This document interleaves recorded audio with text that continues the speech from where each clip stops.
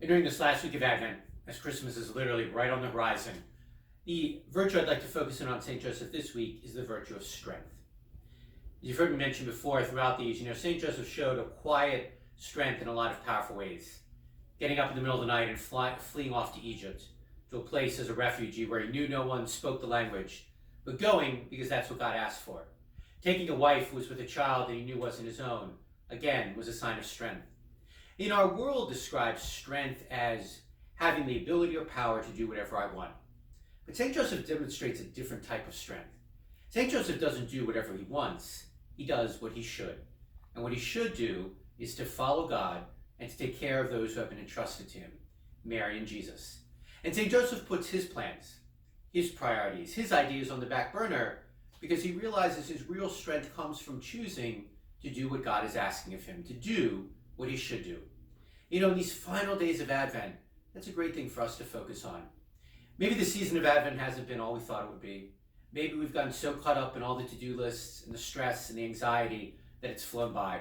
And we might feel pretty weak right now and not be able to relate to the idea of strength that St. Joseph demonstrated at all.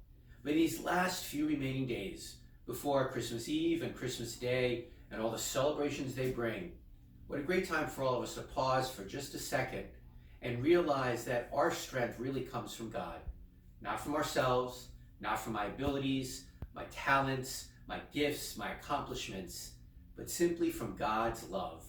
And that is where our strength needs to come from. And I think we forget about that because when we get so caught up in fulfilling every whim or every desire, so caught up in my accomplishments and my accolades, we realize how fleeting those strengths really are.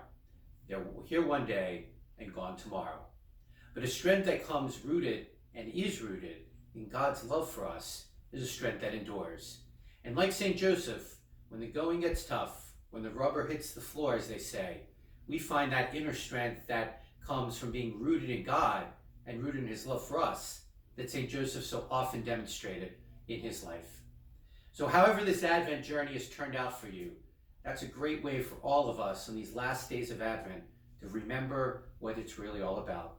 Being rooted and built on that foundation of God's love so that we can have the strength, not to be the foster father of the Son of God, but to be his disciples in our families, in our workplaces, in the soccer field, in our schools, wherever God may put us. Because as we all know, that truly does take an inner strength that the Lord has already given to us. Now we just need to tap into in our lives as well. Not a homily or another thing to do before Christmas, just a moment to stop for all of us to think what it's really all about.